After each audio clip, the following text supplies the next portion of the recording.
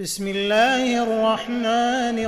الرحيم الحمد لله الذي أنزل على عبده الكتاب ولم يجعل له عوجا قيما لينذر بأسا شديدا من لدنه ويبشر المؤمنين الذين يعملون الصالحات أن لهم أجرا حسنا ماكثين فيه أبدا وينذر الذين قالوا اتخذ الله ولدا ما لهم به من علم ولا لآبائهم كبرت كلمة تخرج من أفواههم إن يقولون إلا كذبا فلعلك باخع نفسك على آثارهم إن لم يؤمنوا بهذا الحديث أسفا إنا جعلنا ما على الأرض زينة لها لنبلوهم أيهم أحسن عملا وإنا لجاعلون ما عليها صعيدا جرزا أم حسبت أن أصحاب الكهف والرقيم كانوا من آياتنا عجبا إذ أوى الفتية إلى الكهف فقالوا ربنا آتنا من لدنك رحمة وهيئ لنا من أمرنا رشدا فضربنا على آذانهم في الكهف سنين عددا ثم بعثناهم لنعلم أي الحزبين أحصى لما لبثوا أمدا نحن نقص عليك نبأهم بالحق إنهم فتية آمنوا بربهم وزدناهم هدى وربطنا على قلوبهم إذ قاموا فقالوا ربنا رب السماوات والأرض لن ندعو من دونه إلها لقد قلنا إذا شططا هؤلاء قوم اتخذوا من دونه آلهة لولا يأتون عليهم بسلطان بين فمن أظلم ممن افترى على الله كذبا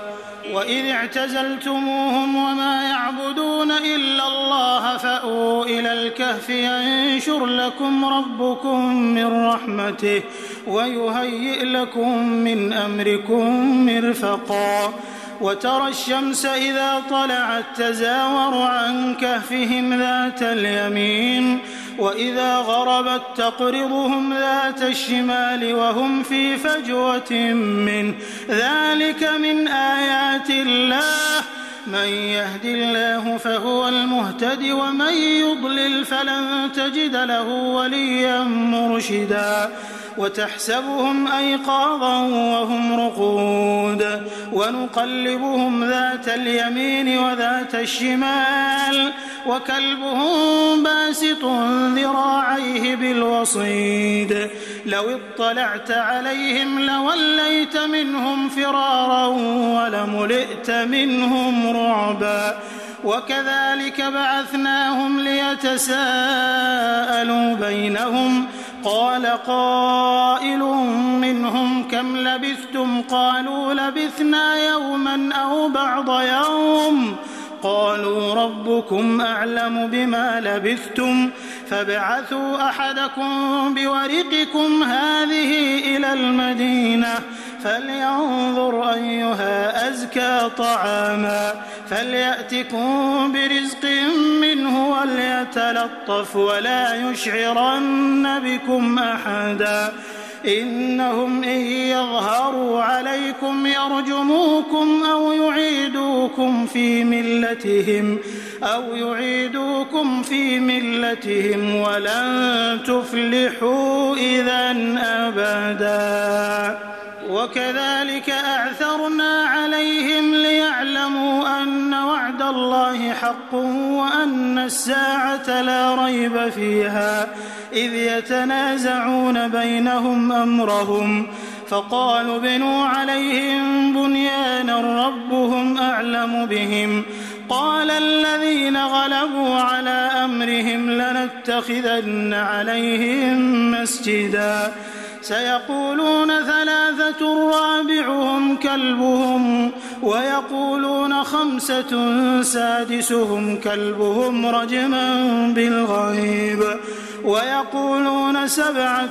وثامنهم كلبهم قل ربي أعلم بعدتهم ما يعلمهم إلا قليل فلا تمار فيهم إلا مراء ظاهرا ولا تستفت فيهم منهم أحدا ولا تقولن لشيء إني فاعل ذلك غدا إلا أن يشاء الله واذكر ربك إذا نسيت وقل عسى أن يهديني ربي لأقرب من هذا رشدا ولبثوا في كهفهم 300 سنين وازدادوا 9 قل الله أعلم بما لبثوا له غيب السماوات والأرض أبصر به وأسمع ما لهم من دونه من ولي ولا يشرك في حكمه أحدا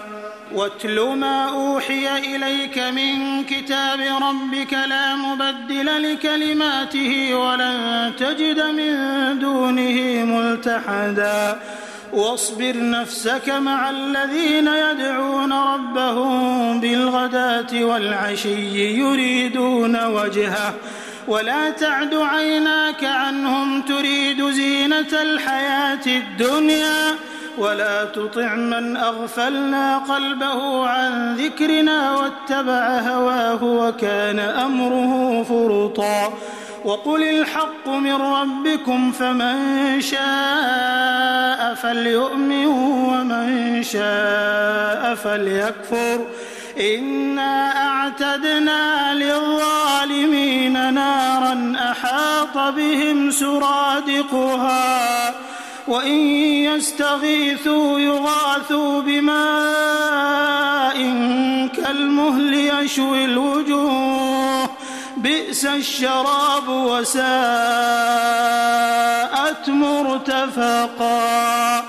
إن الذين آمنوا وعملوا الصالحات إنا لا نضيع أجر من أحسن عملا أولئك لهم جنات عدن تجري من تحتهم الأنهار يحلون فيها من أساور من ذهب ويلبسون ثيابا خضرا من سندس واستبرق متكئين فيها على الأرائك نعم الثواب وحسنت مرتفقا واضرب لهم مثل الرجلين جعلنا لأحدهما جنتين من أعناب وحففناهما بنخل وجعلنا بينهما زرعا كلتا الجنتين آتت أكلها ولم تظلم منه شيئا وفجرنا خلالهما نهرا وكان له ثمر فقال لصاحبه وهو يحاوره أنا أكثر منك مالا وأعز نفرا ودخل جنته وهو ظالم لنفسه قال ما أظن أن تبيد هذه أبدا وما أظن الساعة قائمة ولئن رددت إلى ربي لأجدن خيرا منها منقلبا قال له صاحبه وهو يحاوره أكفرت بالذي خلقك من تراب ثم من نطفة ثم سواك رجلا لكن هو الله ربي ولا أشرك بربي أحدا لكن هو الله ربي ولا أشرك بربي أحدا ولولا إذ دخلت جنتك قلت ما شاء الله لا قوة إلا بالله إن ترني أنا أقل منك مالا وولدا فعسى ربي أن يؤتيني خيرا من جنتك ويرسل عليها حسبانا من السماء فتصبح صعيدا زلقا أو يصبح ماؤها غورا فلن تستطيع له طلبا وأحيط بثمره فأصبح يقلب كفيه على ما أنفق فيها وهي خاوية على عروشها ويقول يا ليتني لم أشرك بربي أحدا ولم تكن له فئة ينصرونه من دون الله وما كان منتصرا هنالك الولاية لله الحق هو خير ثوابا وخير عقبا واضرب لهم مثل الحياة الدنيا كماء أنزلناه من السماء فاختلط به نبات الأرض فأصبح هشيما تذروه الرياح وكان الله على كل شيء مقتدرا المال والبنون زينة الحياة الدنيا والباقيات الصالحات خير عند ربك ثوابا وخير أملا ويوم نسير الجبال وترى الأرض بارزة وحشرناهم فلم نغادر منهم أحدا وعرضوا على ربك صفا لقد جئتمونا كما خلقناكم أول مرة بل زعمتم أن لن نجعل لكم موعدا ووضع الكتاب فترى المجرمين مشفقين مما فيه ويقولون يا ويلتنا ما لهذا الكتاب لا يغادر صغيرة ولا كبيرة إلا أحصاها ووجدوا ما عملوا حاضرا ولا يظلم ربك أحدا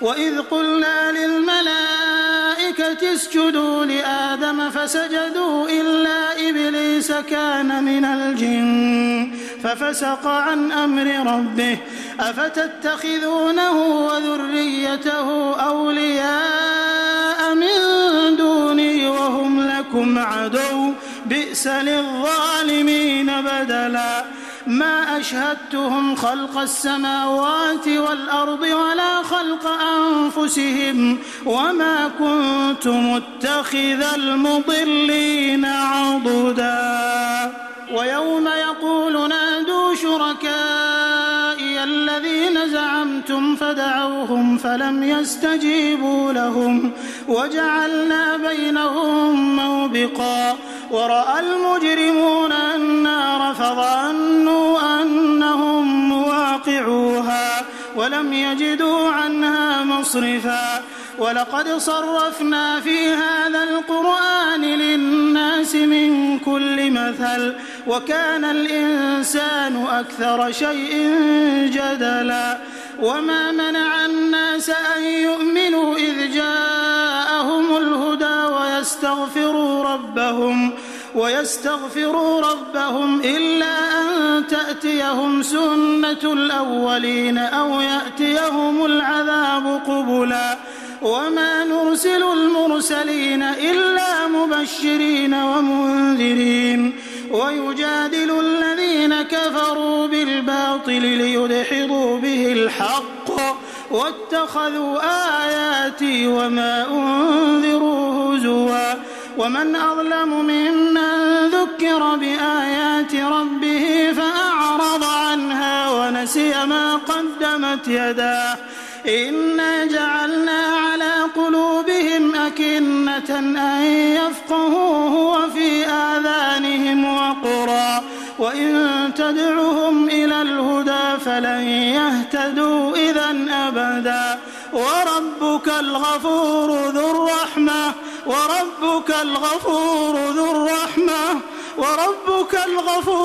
الرحمة لو يؤاخذهم بما كسبوا لعجل لهم العذاب حساب بل لهم موعد لن يجدوا من دونه موئلا وتلك القرى أهلكناهم لما ظلموا وجعلنا لمهلكهم موعدا وإذ قال موسى لفتاه لا أبرح حتى أبلغ مجمع البحرين أو أمضي حقبا فلما بلغا مجمع بينهما نسيا حوتهما فاتخذ سبيله في البحر سربا فلما جاوزا قال لفتاه آتنا غداءنا لقد لقينا من سفرنا هذا نصبا قال أرأيت إذ أوينا إلى الصخرة فإني نسيت الحوت وما أنسانيه إلا الشيطان أن أذكره واتخذ سبيله في البحر عجبا قال ذلك ما كنا نبغي فارتدا على آثارهما قصصا فوجدا عبدا من عبادنا آتيناه رحمة من عندنا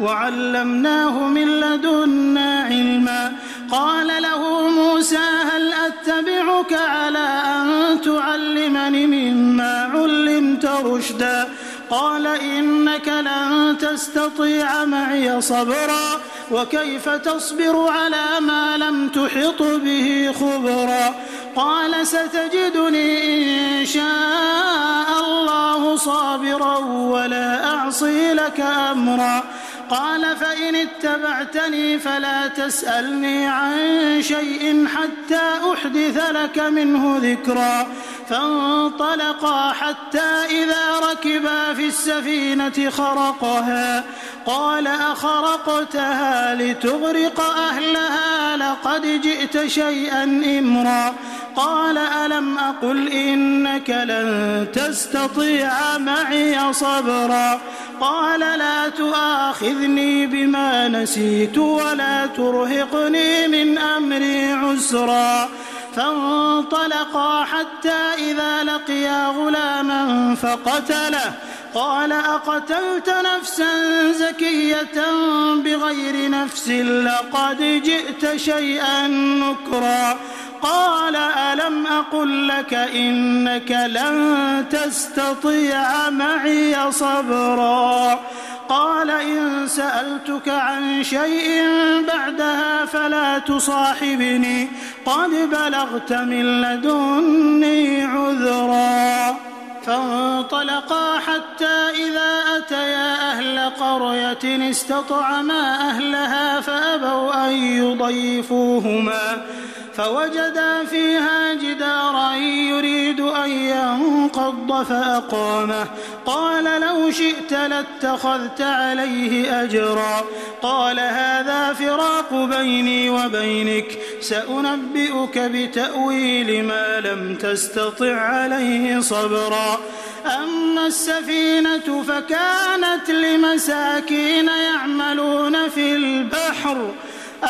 السفينة فكانت لمساكين يعملون في البحر فأردت أن أعيبها وكان وراءهم ملك يأخذ كل سفينة غصبا وأما الغلام فكان أبواه مؤمنين فخشينا أن يرهقهما طغيانا وكفرا فأردنا أن يبدلهما ربهما خيرا منه زكاة وأقرب رحما وأما الجدار فكان لغلامين يتيمين في المدينة وكان تحته كنز لهما وكان أبوهما صالحا فأراد ربك أن يبلغا أشدهما ويستخرجا كنزهما رحمة من ربك وما فعلته عن أمري ذلك تأويل ما لم تسطع عليه صبرا ويسألونك عن ذي القرنين قل سأتلو عليكم منه ذكرا إنا مكنا له في الأرض وآتيناه من كل شيء سببا فأتبع سببا حتى إذا بلغ مغرب الشمس وجدها تغرب في عين حمئة ووجد عندها قوما قلنا يا ذا القرنين إما أن تعذب وإما أن تتخذ فيهم حسنا قال أما من ظلم فسوف نعذبه ثم يرد إلى ربه فيعذبه عذابا نكرا وأما من آمن وعمل صالحا فله جزاء الحسنى وسنقول له من أمرنا يسرا ثم أتبع سببا حتى إذا بلغ مطلع الشمس وجدها تطلع على قوم لم نجعل لهم من دونها سترا كذلك وقد أحطنا بما لديه خبرا ثم أتبع سببا حتى إذا بلغ بين السدين وجد من دونهما قوما لا يكادون يفقهون قولا قالوا يا ذا القرنين إن يأجوج ومأجوج مفسدون في الأرض فهل نجعل لك خرجا على أن تجعل بيننا وبينهم سدا قال ما مكني فيه ربي خير فأعينوني بقوة أجعل بينكم وبينهم ردما آتوني زبر الحديد حتى إذا ساوى بين الصدفين قال انفخوا حتى إذا جعله نارا قال آتوني أفرغ عليه قطرا فما استطاعوا أن يظهروه وما استطاعوا له نقبا قال هذا رحمة من ربي فإذا جاء وعد ربي جعله دكاء وكان وعد ربي حقا وتركنا بعضهم يومئذ يموج في بعض ونفخ في الصور فجمعناهم جمعا وعرضنا جهنم يومئذ للكافرين عرضا الذين كانت أعينهم في غطاء عن ذكري وكانوا لا يستطيعون سمعا أفحسب الذين كفروا أن يتخذوا عبادي من دوني أولياء إنا أعتدنا جهنم للكافرين نزلا قل هل ننبئكم بالأخسرين أعمالا الذين ضل سعيهم في الحياة الدنيا وهم يحسبون أنهم يحسنون صنعا أولئك الذين كفروا بآيات ربهم ولقائه فحبطت أعمالهم فلا نقيم لهم يوم القيامة وزنا ذلك جزاؤهم جهنم بما كفروا واتخذوا آياتي ورسلي هزوا إن الذين آمنوا وعملوا الصالحات كانت لهم جنات الفردوس نزلا خالدين فيها لا يبغون عنها حولا قل لو كان البحر مدادا لكلمات ربي لنفد البحر قبل أن تنفد كلمات ربي ولو جئنا بمثله مددا قل إنما أنا بشر مثلكم يوحى إلي أنما إلهكم إله واحد فمن كان يرجو لقاء ربه فليعمل عملا